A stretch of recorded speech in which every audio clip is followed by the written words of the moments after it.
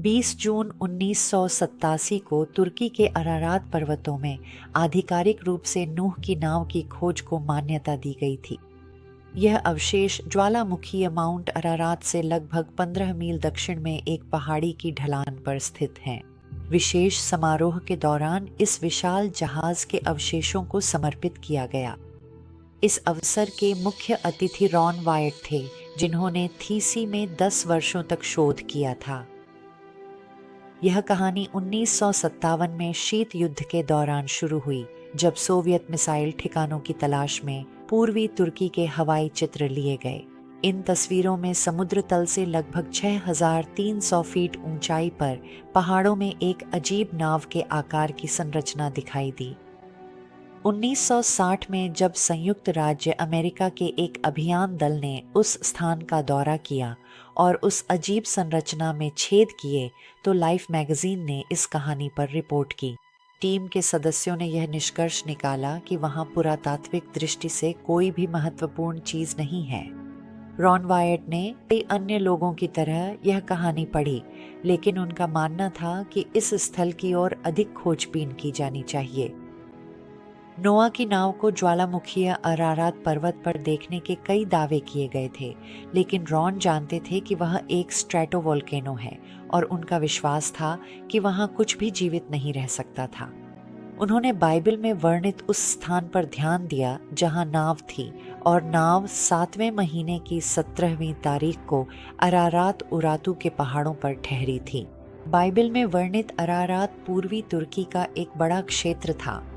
यह स्थान निश्चित रूप से संभव था, लेकिन जिस बात ने उनकी रुचि सबसे अधिक आकर्षित की वह थी लाइफ मैगजीन की कहानी में दी गई लंबाई, 500 फीट। अधिकांश लोग हिब्रू क्यूबिट के आधार पर 437 फीट लंबी नोआ की नाव की तलाश कर रहे थे, लेकिन रॉन ने फिर से बाइबल का सहारा लिया ताकि और अधिक जान सकें। और मूसा मिस्रियों की सारी विद्या में निपुण था। मूसा ही बाढ़ के उत्पत्ति विवरण के लेखक थे। उन्हें मिस्रियों के क्यूबिट के बारे में अवश्य ही पता होता।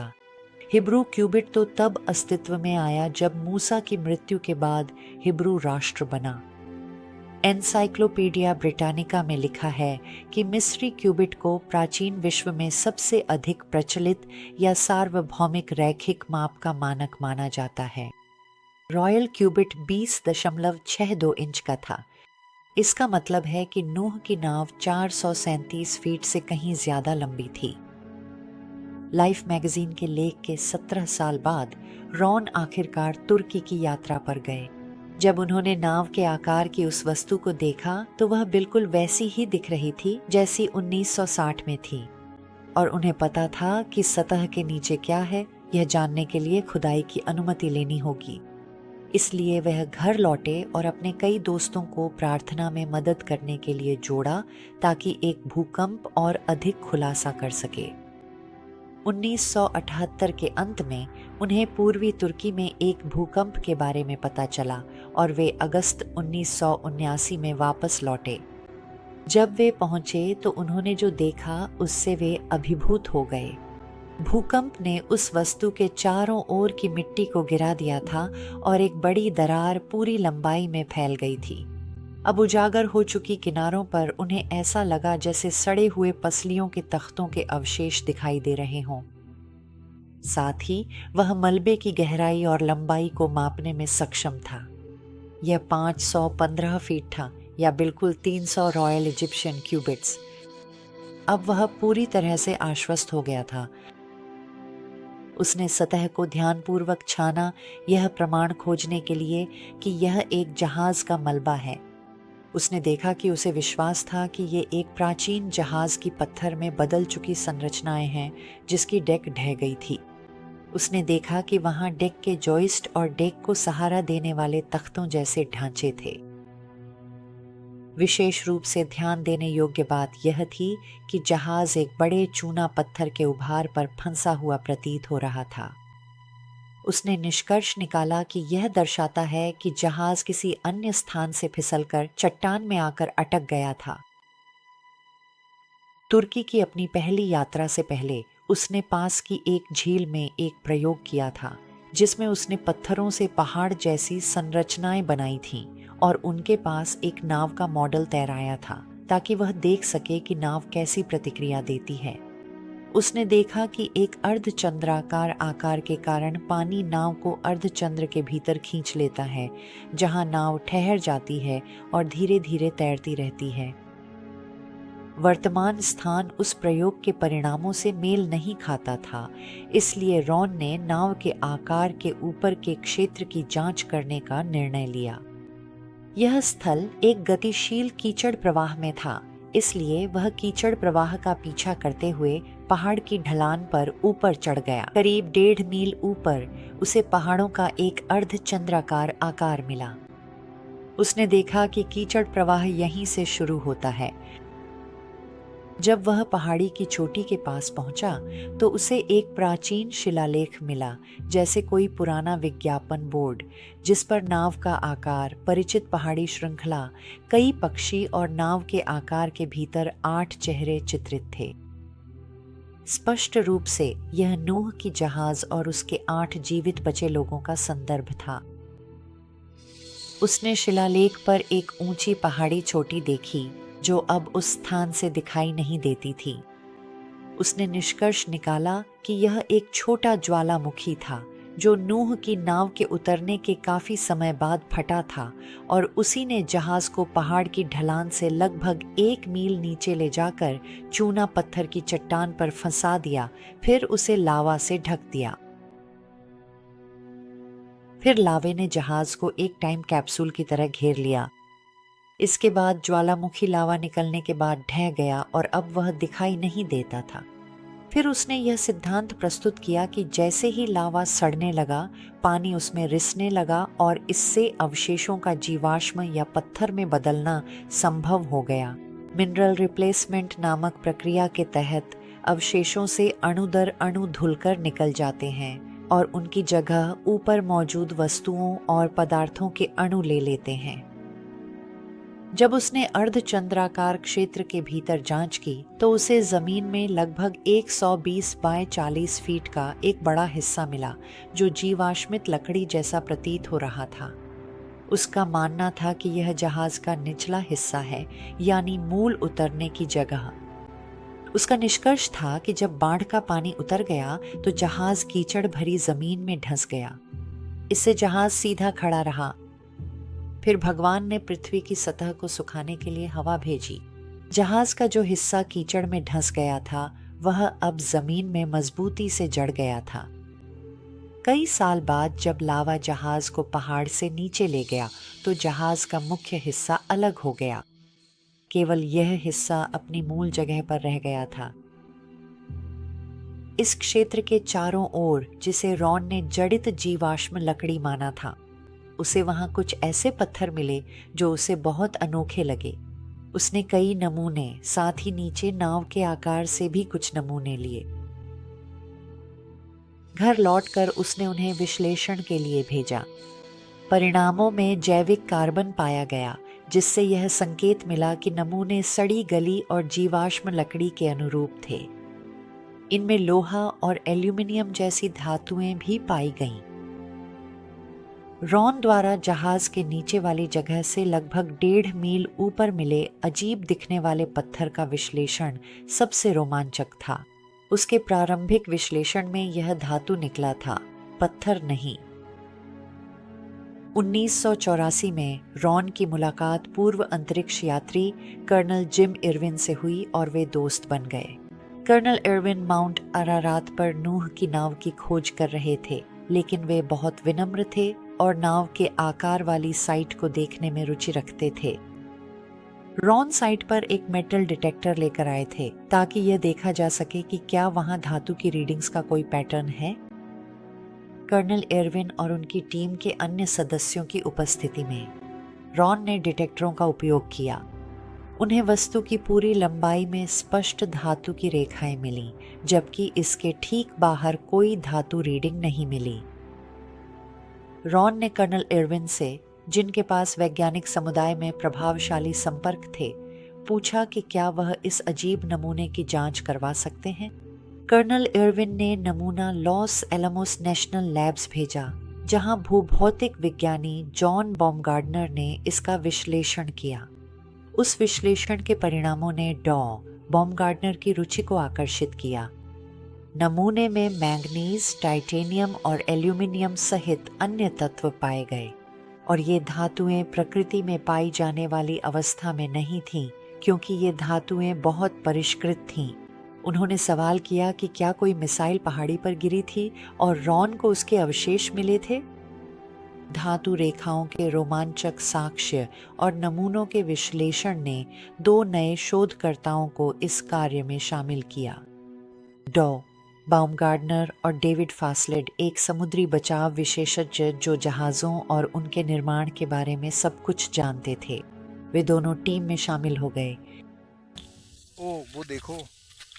ओह ठीक है, 1 मिनट रुको, मुझे उस तरह का एक क्लोजअप लेने दो। क्या आप चाहते हैं कि मेरा हाथ उसमें हो? हाँ, बस उस बिंदु पर। उन छोटे छोटे लोहे के टुकड़ों को देखो जो वहाँ और वहाँ से निकल रहे हैं। ये एक मजबूत रीडिंग है।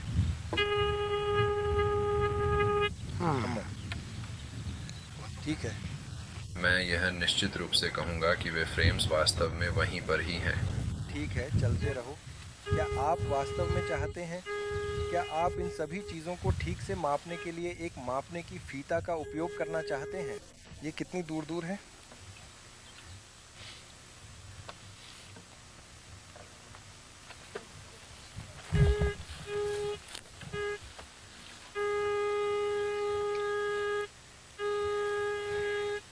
जॉन, एक वैज्ञानिक के रूप में क्या मैं आपसे यह पूछने की स्वतंत्रता ले सकता हूं कि क्या आप सच में ईमानदारी से मानते हैं कि आप नूह की नाव के अवशेषों पर रहे हैं?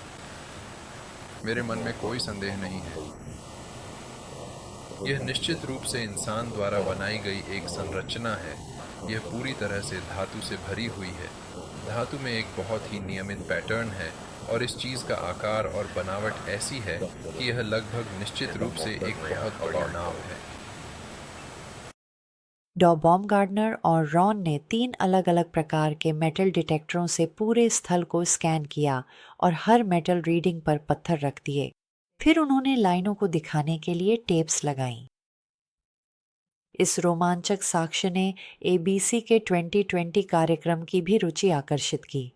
नाव के आकार वाली इस साइट को पहली बार 1959 में एक तुर्की सेना के कप्तान ने एक तस्वीर में खोजा था। इसे जल्दी ही खोजा गया और प्रकृति की एक अजीब घटना मानकर खारिज कर दिया गया। लेकिन वायट, जो एक शौकिया पुरातत्वविद हैं, ने कुछ साल पहले इसमें फिर से रुचि जगा दी। उन्होंने इसका मूल्यांकन करने के लिए डेव फासल, जो एक समुद्री बचाव विशेषज्ञ हैं, को बुलाया। डूम्सडे माउंटेन टीम ने मानवता की सबसे पुरानी कथा की खोज के लिए कुछ उच्च तकनीक उपकरण लाए।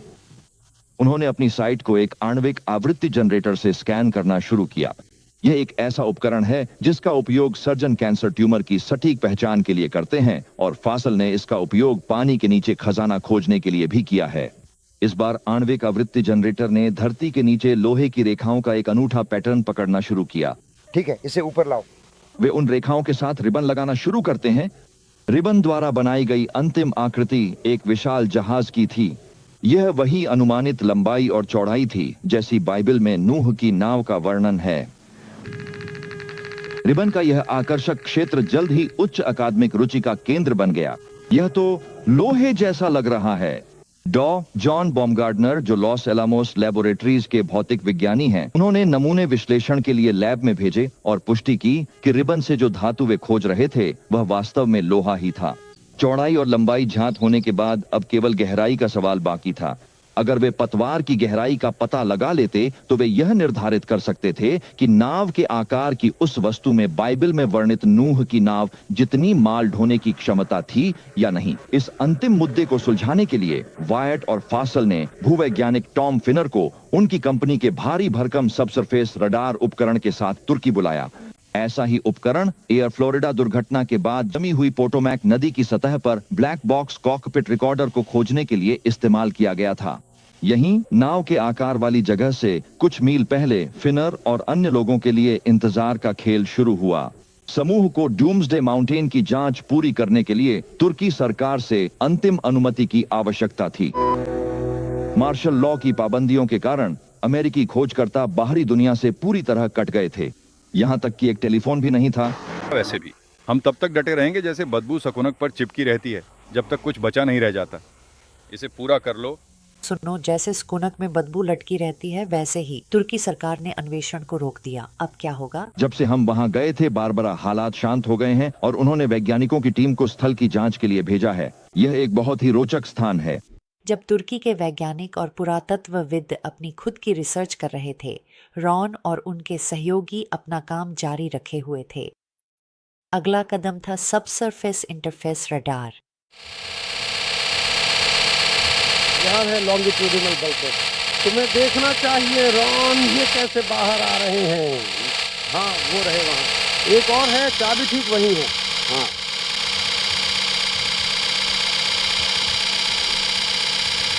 ठीक है, लाइनिंग वहाँ है।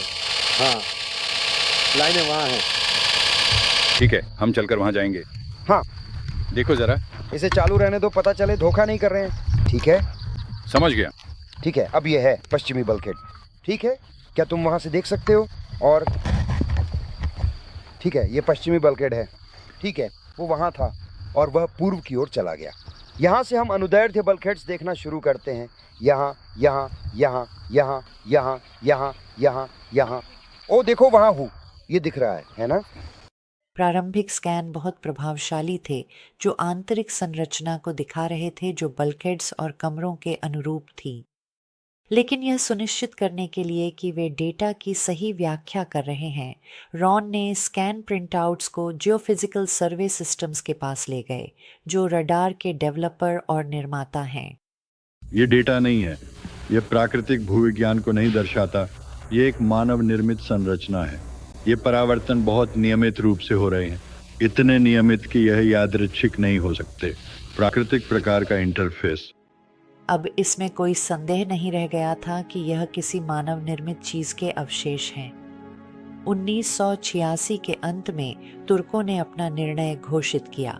समारोह जून 1987 के लिए निर्धारित किया गया था।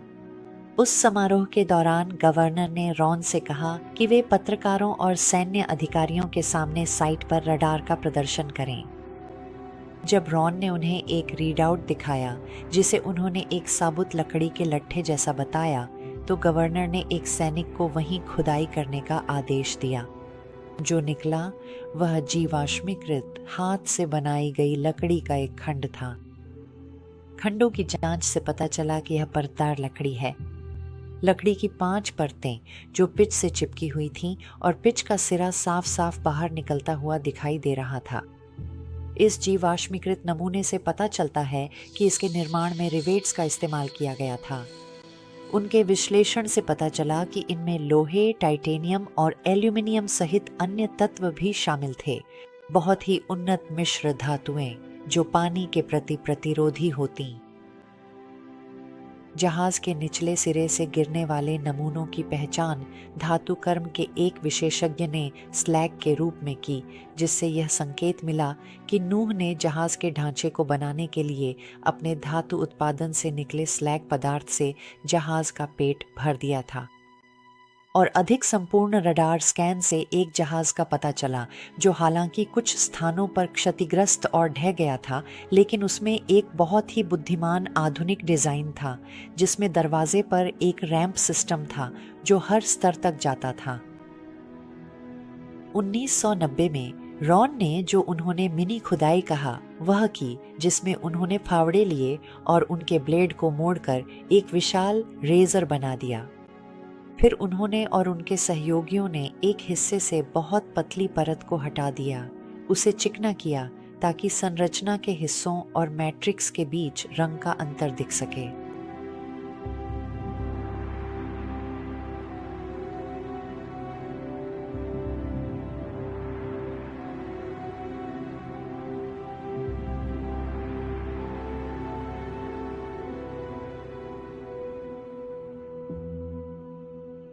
विश्वास के द्वारा नूह ने उन बातों के लिए जो अभी तक देखी नहीं गई थीं, परमेश्वर की चेतावनी पाकर परम भय के साथ अपनी घराने की रक्षा के लिए एक जहाज तैयार किया, जिसके द्वारा उसने संसार को दोषी ठहराया और उस धार्मिकता का वारिस बना जो विश्वास के अनुसार है।